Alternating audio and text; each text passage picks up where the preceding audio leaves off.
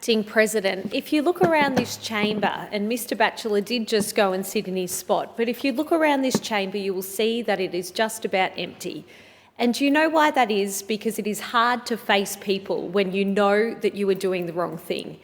This is absolutely the wrong thing. It is another move by the government to rip the guts out of rural communities, to crush volunteers and to punish the people that are the lifeblood of this state.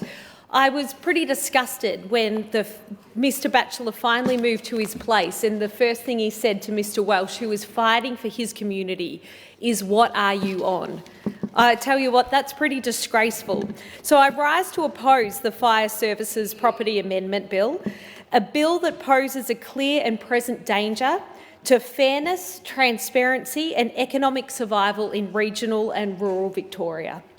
This bill doesn't just rebadge the Fire Services Property Levy, it more than doubles it, expanding its scope and embedding cost burdens deep into the lives of those who are already giving the most and receiving the least, which is our CFA volunteers, our SES volunteers, our farmers, our renters and our local businesses.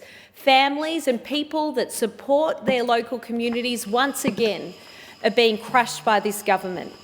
Let's be clear, revenue from this levy will soar from $1.3 billion to $2.1 billion within 3 years.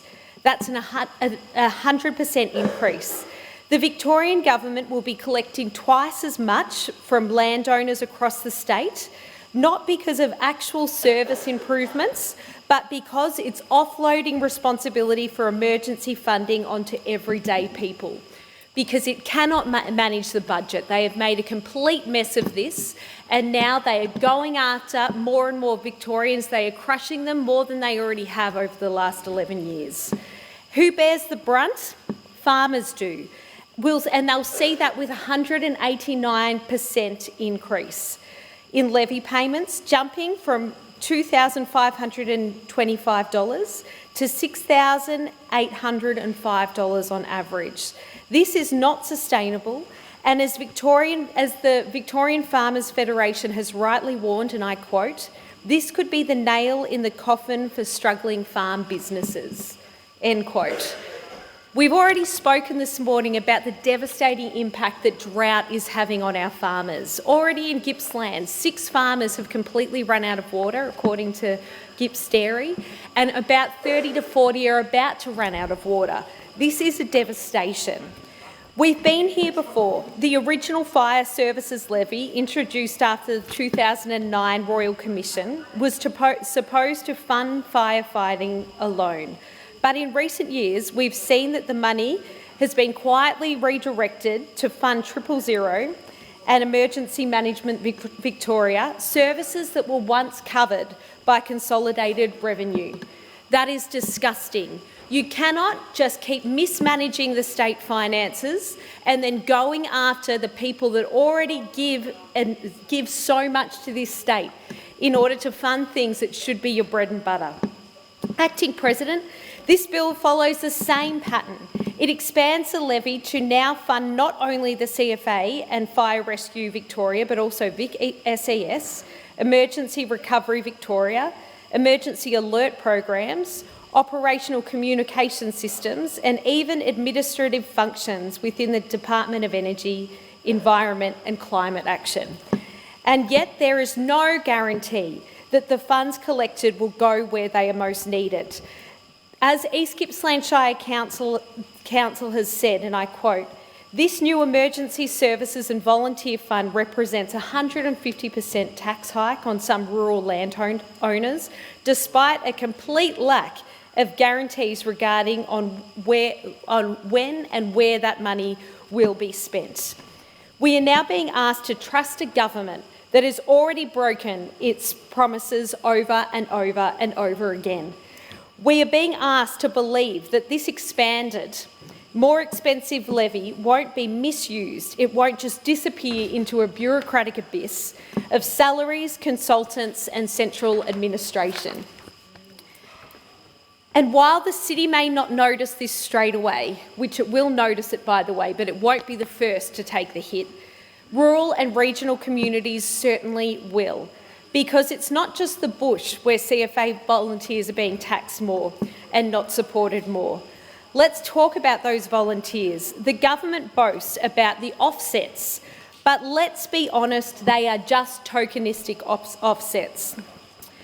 At best, CFA and SES volunteers are not only eligible for a concession on their primary residence, not the farmland they use, not the sheds where they keep all their equipment, not the remote blocks they patrol. The average exemption, in fact, will be $108 per person. What an absolute disgrace. And they don't get that automatically. They have to pay the full levy up front, and then they have to apply to the State Revenue Office to get a portion of that back. As Ms Britnell said in the other place, and I quote, "It's sneaky that the government thinks they can fool farmers with a pitiful exemption on their home, but not on their farmland," end quote. I entirely agree with her. Meanwhile, Fire Rescue Victoria is swimming in taxpayer dollars. In 2023 and 24 alone, its budget was boosted by $192 million, bringing total government grants to $1.7 billion. Employer expenses hit $929 million, with $125 million in overtime and $31 million on consultants. And yet the FRV have still failed to meet their own response times and targets. In contrast, the CFA, the backbone of bushfire defence in our most vulnerable regions and communities, have had their funding cut from $351.6 million in 2021-22 down to $339 million following on. And 230 CFA volunteers, CFA trucks are more than 31 years old. Another 244 are between 26 and 30 years old. The CFA needs $55 million a year to maintain safe fleet standards, but under this bill, they'll only get $25 million. That's less than half of what is required. This is not support. This is a slow strangulation of volunteer firefighting forces, a force that we have depended on so many years to keep our state safe, to keep our community safe, so have once again been slapped in the face by the Allan Labor government. And the consequences don't just stop there. This bill will absolutely push up cost of living across the board.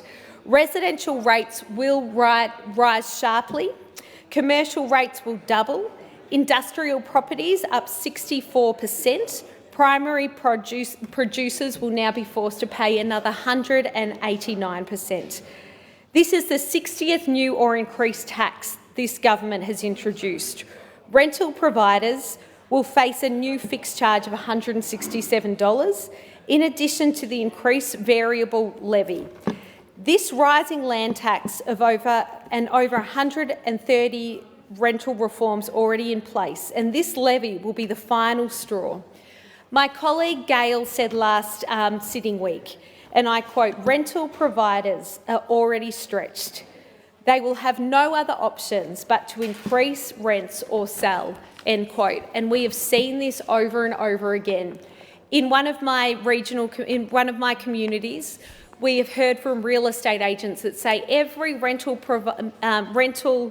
for every 4 rentals that come on the market, only 1 returns to the market. It's because this government is crushing Victorians, and it is cheaper to do business in any other state than it is in this one. So let's be brutally honest. This levy will lead to high rents and fewer rental properties and more sell-offs, an even tighter squeeze on vulnerable tenants that are already battling in a housing crisis. And it will move more farms onto the market, stripping our regional communities not only of economic power but of community resilience. One Corangamite Shire councillor said, and I quote, "This levy, if not restructured, could lead to the closure of viable family farms," end quote. Even councils are being dragged into this. This bill forces local governments to act as the tax collector for the state.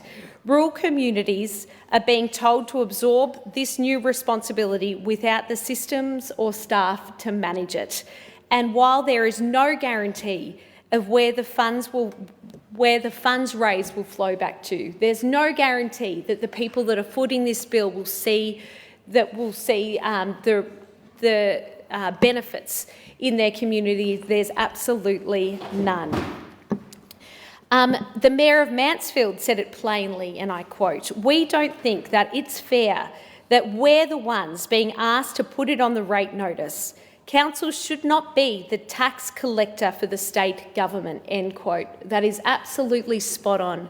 Just about every mayor and councillor in our region of Eastern Victoria has contacted me with extreme concerns about this, about the unfairness that once again the government is shifting the responsibility onto them to be the bad one. It is not fair, it is wrong, and it should be rejected. So we support emergency services. That's why we're fighting for this. We support emergency responders. We support the infrastructure that they need to save lives. And I just think this is absolutely disgraceful. A government that is like over its head in so many ways keeps punishing Victorians. It centralises power and decentralises responsibility. It shifts costs without guarantees. It inflates budgets while eroding service quality. It redistributes funding from the bush to bureaucracies. And worst of all, it does it without any promise of where the government is putting this money. So let me finish by bringing this back to the people. This bill punishes those who give the most and receive the least. It takes from our farmers to fund consultants. It undermines the CFA while inflating urban bureaucracies. It hits regional families with rising bills, shrinking rental options and fewer protections, while slashing transparency and accountability. I oppose this in so many ways. It's unfair, it's unsustainable, and it's a blatant disregard of those who carry the weight of Victoria's emergencies on their shoulder. This bill must be rejected, not just renamed, not repackaged, but rejected outright because Victorians deserve better. Mr.